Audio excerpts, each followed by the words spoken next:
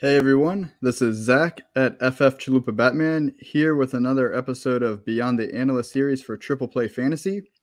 Here we're going to discuss with another fantasy analyst just to get to know them a little bit better, go beyond fantasy football. We won't be discussing any fantasy football takes. And today I'm really excited to get to interview someone who's kind of my coworker in a sense. But this is the first time we've really gotten to interact and talk a little bit more. So I'm really excited to introduce Tera. She's a contributor for Fantasy Pros, Fantasy Alarm, Awesemo, and the Dynasty Vipers, which is where we both contribute together. So how are you doing today, Tera? I'm doing fantastic. Thanks for having me on. Appreciate it. Thanks for coming on. Excited to finally get to really kind of be able to get to talk to you, get to know you a little bit better, and let the audience get to know you better. So just to kick it off first, you're a rising star in the fantasy sports space. Honestly, I remember joining Dynasty Vipers. It's been a little less than a year. And I remember you were under 1,000 followers. You were in that contest that Get More, but you were doing a lot, putting out a ton of content. You still are, and even more so now. So it's been great to see how much you've grown in the fantasy space and everywhere that you're working. So what motivated you to start creating fantasy football content to begin with? So it's actually, I have a probably a story that not very many people can say is how they got into fantasy football. And I think you might know it, but for everyone else that doesn't, I actually, so I was a consumer, but of fantasy football content, longtime fantasy football player. But I didn't actually create any content. I wasn't even really on Twitter like at all before around this time last year. And the way that I got into it was a really interesting story. I joined Clubhouse and randomly just got in a room with, like 10, 20 or so people talking fantasy football in the off season last year. And we were talking for a while, and it happened to be Major's room. And there were, a bunch of fantasy football people in there that I didn't know, contributors within the industry. And that after weeks of casual conversation, one day, Matt just randomly asked me, hey, would you be interested in joining the Dynasty Vipers? And I'm like, okay. I've never thought about creating fantasy football content. I've, don't know a whole lot about, the Twitter community or any of that. So I, got on, took a look around, looked at the Vipers content, and I loved it. So I was like, hey, yeah, I want to join you guys. So we started up doing the Behind the Grind series with them. And after a while, I just kind of felt like I wanted to start making my individual content and just kind of, take a risk, put myself out there. Started doing 30 players in 30 days where I did a video. I wanted to kind of get out there pretty quickly. So I was like, okay, let me set myself a very aggressive, very, let it be known timeline of this is what I'm going to do, and put out 30 individual videos of player profiles over the course of 30 days, which was kind of crazy, but fun. And did that. It just kind of kicked off from there. It wasn't something that I really expected. I actually do have a background in broadcasting. That's what I went to school for and intended to do, and life went a completely different direction, nowhere near sports broadcasting.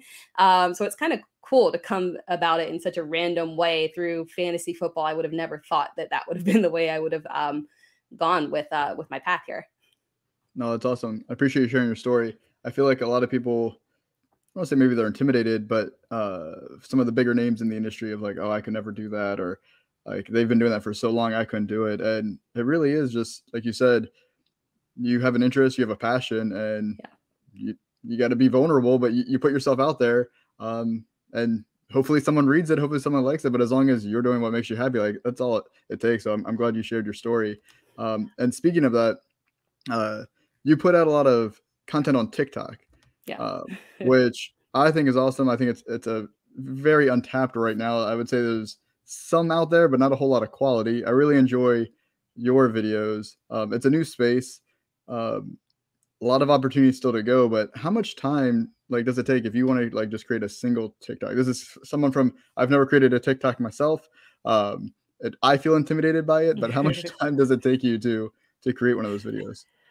I could probably create them a little bit faster than, but I'm like a stickler. Like I'll reshoot things over and over again if I like find something I slightly don't like about it. I probably need to get better about like that in all aspects of filming. But I mean, I could spend literally just an hour doing it, depending on what type of video I'm making. You know, a lot of the stuff that I do, like if it's a waivers video, when I'm kind of, you know, diving into player analysis of, you know, you pick up this guy, this is what he did last week, this guy. Um, it's not super time consuming, but TikTok is kind of it's a different animal. It's very interesting because you can put the exact same effort into two videos. I could spend, you know, an hour and a half working on this video. I could spend an hour and a half working on that video and have two vastly different results. You know, I guess maybe that's a little bit different from like YouTube, where, you know, you build up views over time. Your views are pretty stable. You know, things can go viral, but it's a lot different than TikTok, where you can get something that just randomly hits and then it drops back down and then it hits again and drops back down. It's fun. So it feels super intimidating, but once you start to do it, it's fun because it's a different style than doing like YouTube or a podcast, because the style is different in that the pacing is a lot faster on TikTok. They want the communication differently. People want it sharp and to the point.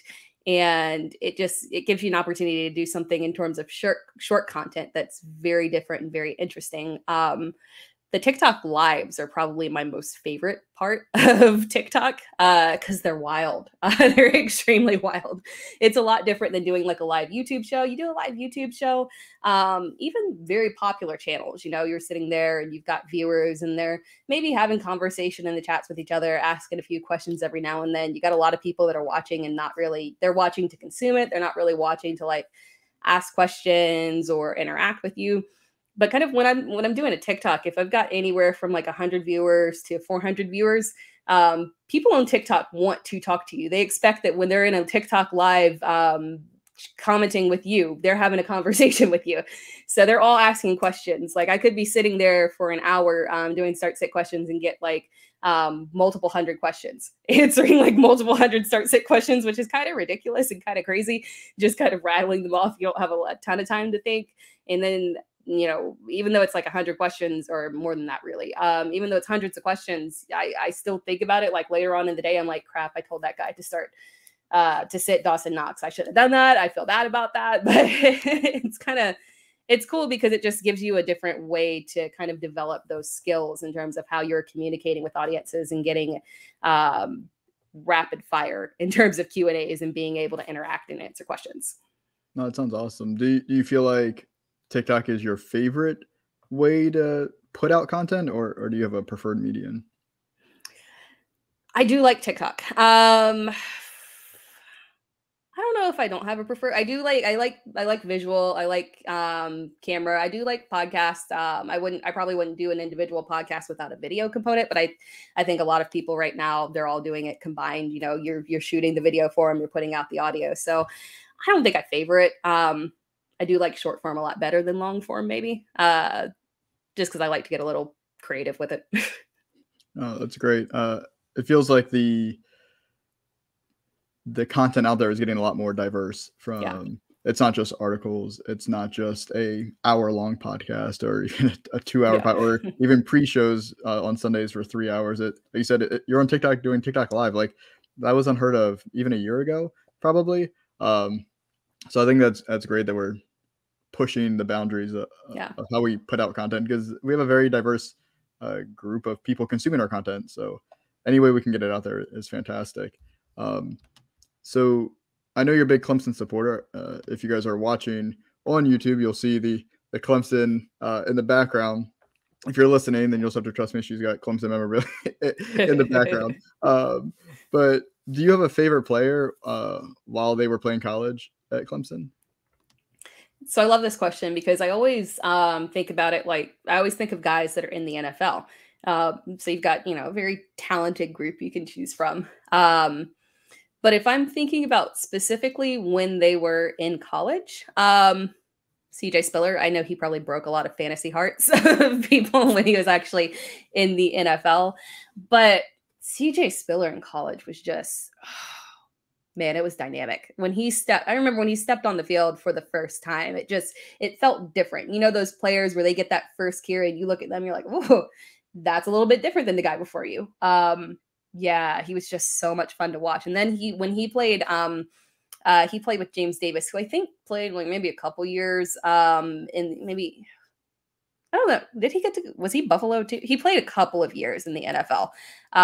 But they were like that thunder and lightning punch, which was just so much fun.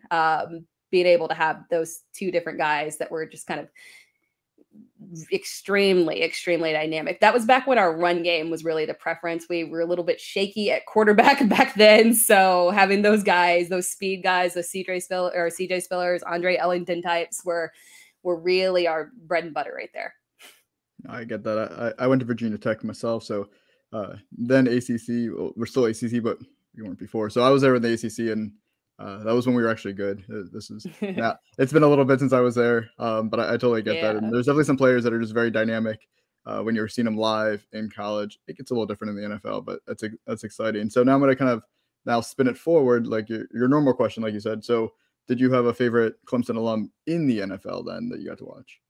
Yeah, it's DeAndre Hopkins. It always is. I was super fortunate to move from Clemson to Houston, and Houston went through a time period where apparently they just wanted to like snatch up all the Clemson players they could. So yeah, at least I got to have like my hometown guys while I was in Houston before things went kind of chaotic and awry. But yeah, it's DeAndre Hopkins for me. That's awesome, and I know. For most of us, obviously you played before you ever created content. So you're in your home leagues, whether like you're in Houston, so whether you have a lot of people that are Texans fans, or whether maybe you're playing with friends and family from that are supporters of Clemson, you get a lot of biases in those leagues. And everyone wants to draft those players way ahead of ADP, which is understandable. Hey, draft your guy, have fun with it. But as a content creator, how, like, are you cognizant of your like fandom and maybe some biases, and like how do you not let that impact your rankings or your content? Ironically, I would probably say the guys that I'm like Clemson, and I'm a Packers fan too. So I'd probably say like my Clemson guys and my Packers guys, I'm not as biased with. I actually get more biased towards guys that I kind of latch on to. It's just like guys that I'm just big fans of, like a Terry McLaurin. Like I give more chances than I should in terms, but yeah, I'm pretty good with keeping my bias out of it for the Clemson guys. I gotta keep myself in check when it comes to those other guys that I just latch on to as like big fans of. No, that's great. I would also put out that advice with in your home leagues, not you specifically, but just anyone listening, know your home leagues, and if anybody has those biases and those tendencies, and take advantage of it. If you know you're playing, like I said, you're in Houston, there's not a lot of Texans to pick right now, but let's say they really wanted somebody from the Texans, take advantage of that. Let them draft them ahead of time and be aware of that. So that definitely helps you once we get into season. That's great. And like we talked about earlier, the fantasy sports space is growing rapidly, which is awesome. A lot of different content out there. Like you said, we talked about so many different forms of content. And you're fairly new. Like I said, you're a rising star, but I think you just said you've been doing this for about a year now. Yeah. So do you have any advice for anyone that maybe is thinking about creating content, kind of like you were last year, or maybe they just got started? Yeah, I mean, I really have two big things that I think were really what contributed to me being able to push forward in the industry. I mean, the big thing is one, no show is too big or too small. If someone asks you to go on the show and you have the ability, now obviously there's time constraints and stuff, I would ideally say yes to literally everything. But I have a couple kids and work and stuff. And so I get a little bit time constraints on when I can start and do stuff. But if you have the ability, any show that you have the ability to physically do, say yes to it, because you never know who's watching. You never know. Sometimes, there might be a smaller show that maybe someone bigger in the industry is just a fan of, and they just watch it. They have maybe a relationship with that person, or they just genuinely enjoy the content. You never know what's going to catch someone's eye. And the more exposure that you get to different shows, the more experience that you get with answering questions, showcasing your personality, your content, the better that you get. Because it is really all about reps. And I guess that kind of leads to the second, I guess like everyone says that it's all about reps, but I swear it is. It kind of leads to the second part of it where, you know, yeah, reps. I mean, if you're growing an individual podcast or an individual YouTube channel, you do want to care about, you know, increasing your viewership and your audience and whatnot. But if your goal is to be a contributor, you maybe want to work for bigger sites or contribute to places. Views don't really matter. kind of put that outside of your mind that that your content doesn't matter if it's only getting 12 views, because that's not true. You produce as much quality content as possible, and don't get discouraged if literally only 5 people are watching it, because that's not really what it's about. It's about you putting out your content, you putting out as much as possible, getting the reps in, having a nice showcase of your work, because people, if you go to, you know, contribute to a site, they're not going to look and say, oh man, you know, I really like this video, but you didn't reach 100 views. They're not going to say that. They care about the content that you're putting out there.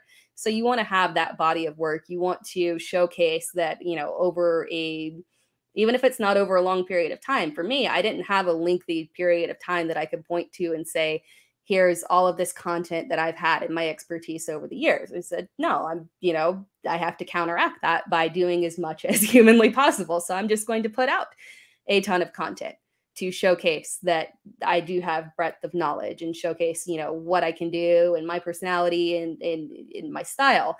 And the only way you can do that is if you put out the content as much as possible. So that's the big thing with me, is that, you know, it's weird sometimes when I, you know, see people that have seen, oh yeah, no, I saw that video that you did last year. And I'm like, cool, that playlist had a ton of videos that literally only got 20 views. It wasn't a very big, you know, a big thing and viral and stuff like that. But it was just a showcase of what I could do. And that's really, at the end of the day, all that matters. So that's what I think is truly important.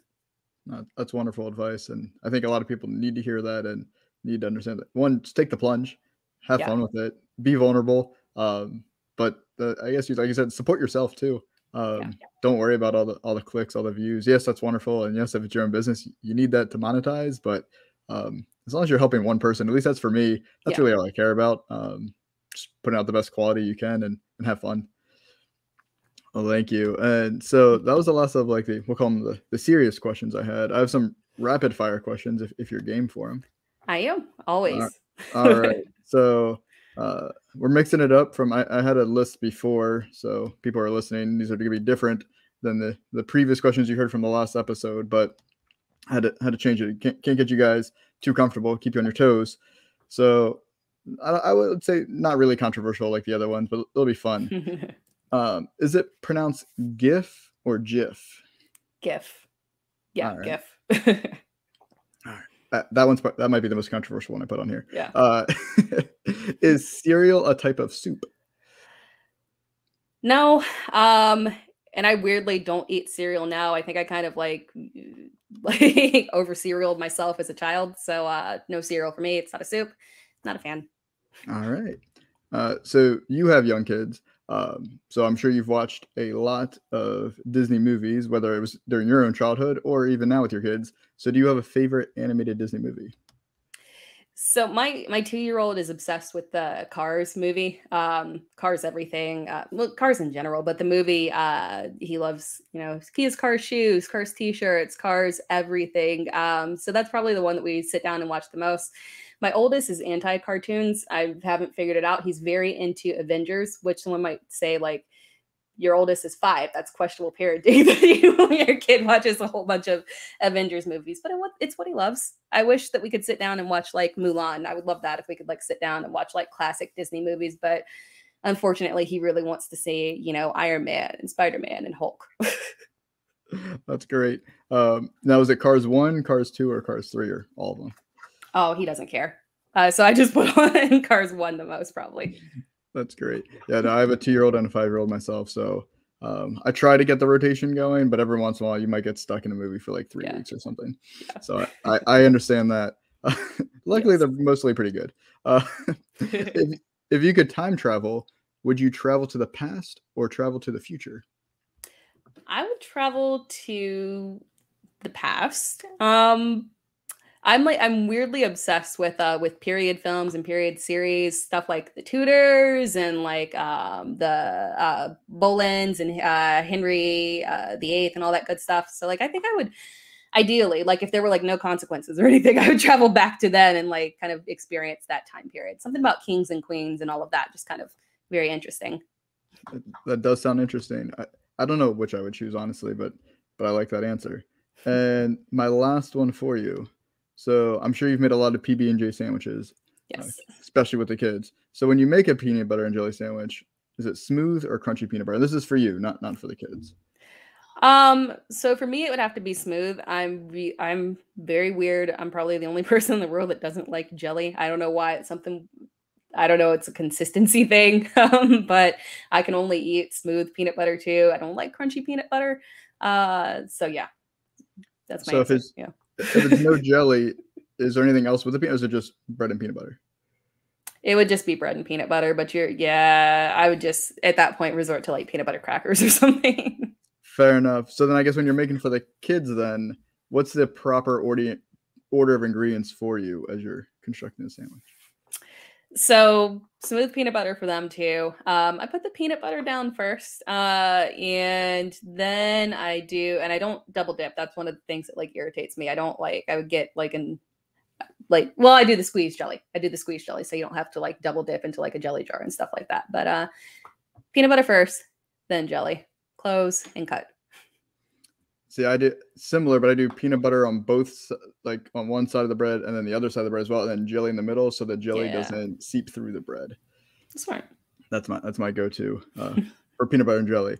But that's all the rapid fire questions I have. So I think we got through that unscathed with any controversy. Yes. So I appreciate it. And again, thank you for your time and coming on here. I hope everyone enjoyed all the getting to know you a little bit better.